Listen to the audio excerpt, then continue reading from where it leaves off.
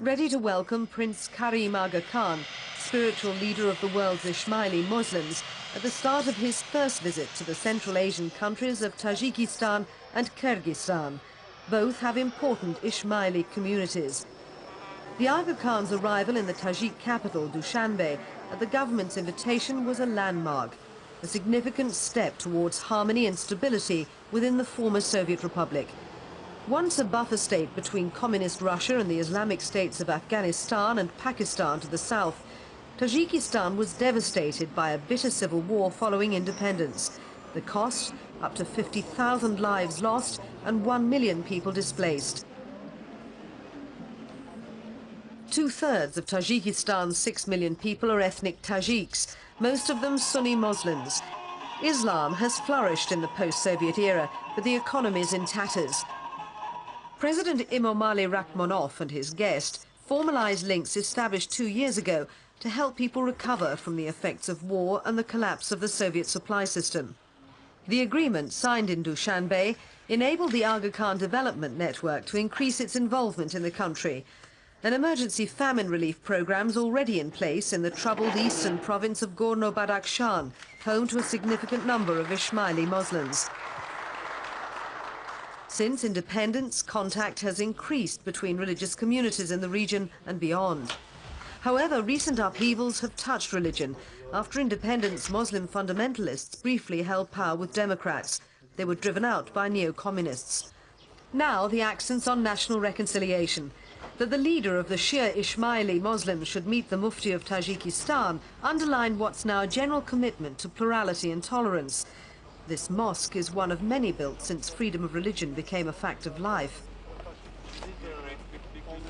Across the awesome Pamir mountain range, the Aga Khan travelled from Dushanbe to Tajikistan's easternmost province of Gorno-Badakhshan, a semi-autonomous region of difficult access in winter.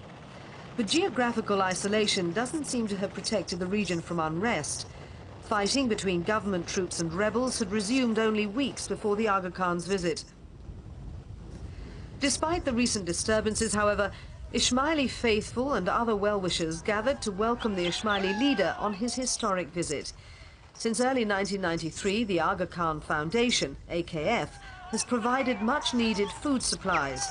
Some 200,000 people live in the province, which covers almost half the total land surface of the country. Emergency aid is not part of the foundation's mandate, but famine threatened. The intervention made good sense. AKF had long experience of work in northern Pakistan, just 30 kilometers to the south. Both regions have a similar environment, but political and religious stability are a top priority in Gorno-Badakhshan. Essential to the creation of a higher order of human relationships is the acceptance of pluralism. Within the Muslim world, for example, thoughtful and heartfelt differences exist in regard to the interpretation of the faith. Nothing is gained by imposing one interpretation on people disposed to another. Indeed, the effect of such coercion is a denial of the principles of the faith. There's little doubt that much can be gained if peace prevails. The levels of social services, health and education, a legacy of the Soviet era, are amongst the highest in the world. But to meet new demands, the Aga Khan Foundation is setting up long-term educational programs aimed at promoting the study of English and economics in the region. Near the provincial capital Korog, the Aga Khan also visited the hydroelectric power station, Pamir 1.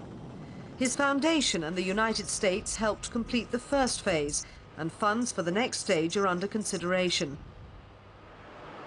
When it's finished, Pamir 1 could meet the needs in energy of almost 3/4 of the region's population. This could do much to slow down deforestation. In recent winters, lack of diesel fuel forced people to use wood.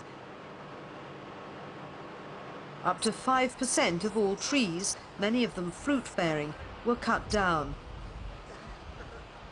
Another high-profile scheme is underway. Apart from the famine relief operation, which can only be short-term, the AKF also launched a development program funded by government agencies around the world to improve agricultural production. Farmers have agreed to give up a fixed quantity of their future crop in return for seed and diesel fuel. To the northeast, the Kyrgyz Republic was the last stopover in the Aga Khan's tour.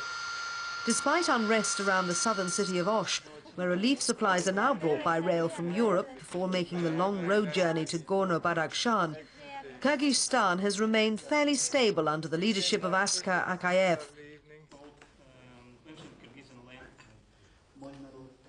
He's presided over rapid change in the transition to a market-led economy. With support from the World Bank and other major financial institutions, Kyrgyzstan broke free from the Russian ruble zone. Its new currency, the som, has held its value, sparing people the kind of severe hardship experienced in other former Soviet states. Concluding his visit to Central Asia, the Aga Khan praised the Kyrgyz model.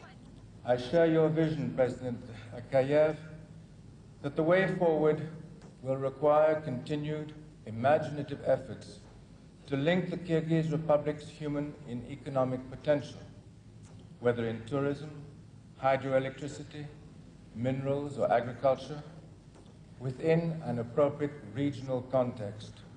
The Ismaili leader said that religious and political tolerance had served Kyrgyzstan well. Emphasizing the need for greater understanding and cooperation, he declared himself ready to extend his development network.